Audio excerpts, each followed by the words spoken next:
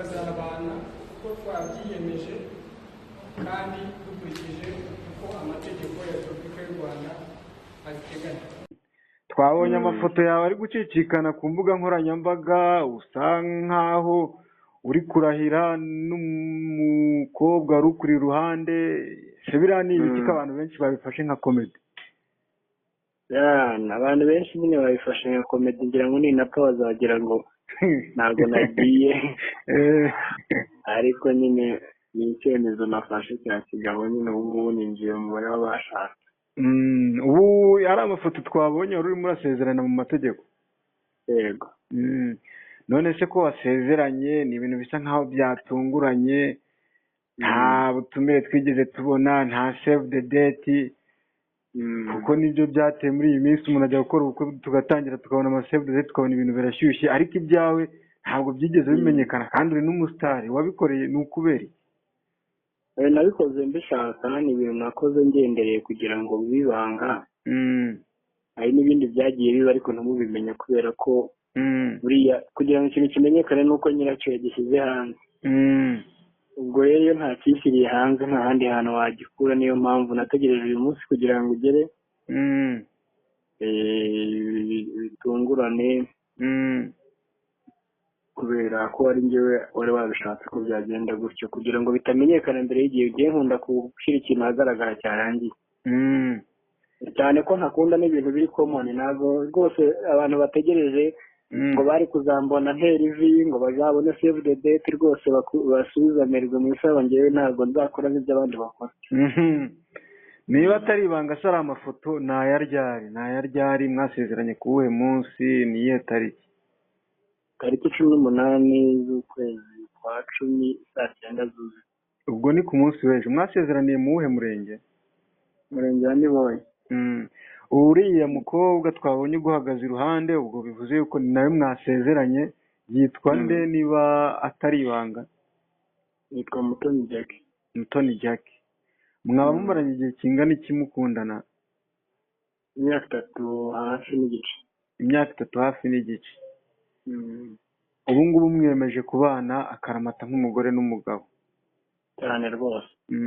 Hari ahantu nabonye bafatira foto yanyu, ifoto y'umudamu wawe bashyiramo akaziga nkaho bari kwerekana yuko ashobora kuba atwite. Byaba ari byo se? Yego nibyo. Kandi kuba atwite ntabwo ari ikibazo. Igikuru ni uko njyewe icyo nashaka ni uko atabyarira mu rugo kandi afite umugabo. Okay, byaba ari byiza cyane. None wabwira iki abantu basa nkaho banenga abagabo cyangwa se abagore bagenda mu rugo batwite? Icyo nababwira cyo nta kintu wakora kugira ngo ushimishe abantu bose, ariko abantu benshi bazikuramo, abandi bagakora amanyanga menshi bihishe, bagakora ikosa kabiri. Ariko ngewe niyo narakoze n'ikosa rimwe, ntabwo nshobora gukora ikosa rya kabiri. Icyo cyitwa kuba umugabo nyine. Abavuga rero ubona nibivugire rwose. Icyo ni uko ngewe iki cyemezo nafashe ntabwo ari cya showbiz cyangwa ntaho gihuriye na komedi. N'ubuzima bwanjye bwite, icyemezo nafashe cyangirira akamaro mu buzima bwanjye burambye. None tubonye ko mumaze gusezerana mu mategeko y'u Rwanda, hari indi mihango y'ubukwe isanzwe iba, ubwo iteganyijwe ryari? Byo ntabwo ndashyira hanze nyine itariki bizabera, gusa byo nta banga yuko bazabimenya nabyo byabaye. Nabyo ntabwo uzigera uteguza abantu kugira ngo bazagutahire ubukwe? Abazabutaha bose bazabimenyeshwa, ariko ntabwo nzabitangaza kugira ngo bimenyekane muri media. Ariko uri umusitari, hari abantu bashobora kuza gutaha ubukwe bwawe bitewe n'uburyo wenda babwiriye kuri Instagram, kuri Facebook cyangwa se no mu binyamakuru. Ni ukubera icyo abantu butifuza kubabwira ukabigira ubwiru? Ntabwo ari ukwanga kubabwira ngo bantahere ubukwe. Ni uko buriya abantu bose uko baguforowinga cyangwa se nuko bagukunda, muri bo habamo indyarya, habamo batagukunda.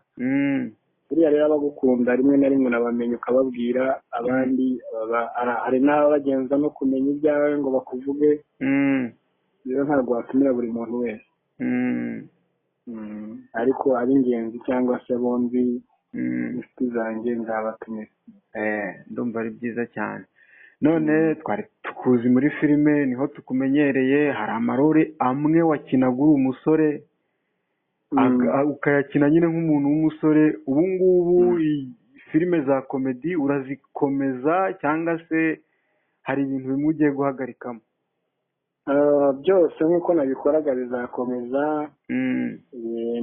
N'uyu munsi cyangwa ejo Manyanga irajya hanze, akazi karakomeje kandi nzakomeza ariko nk'uko nabikoraga, kuko n'umukunzi wanjye twamenyanye ari byo nkora, azi akazi nkora kandi akazi kanjye kamfitiye akamaro, kazadutunga twese, nanjye kari kantunze. Ubwo rero nta kintu nk'agaciro nk'akazi nkora. Nababwira abanyarwanda rwose yuko nta gihindutse, singiye kuba umugabo ngo nindangiza ngo mve muri kariyeri. Rwose ejo Manyanga izaba iri hanze. Ndumva ari byiza cyane.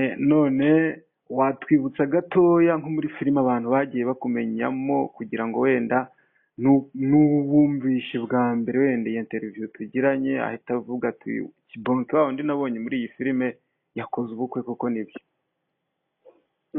Amazina yanjye bwite nitwa Mugisha Emmanuel, abantu banjye Kabutoni Kenya, ariko muri filime nakinyemo cyane cyane yamenyekanye ni Seburikoko, ni Nandi Kibonke, akagabo kagenda gatandukanye.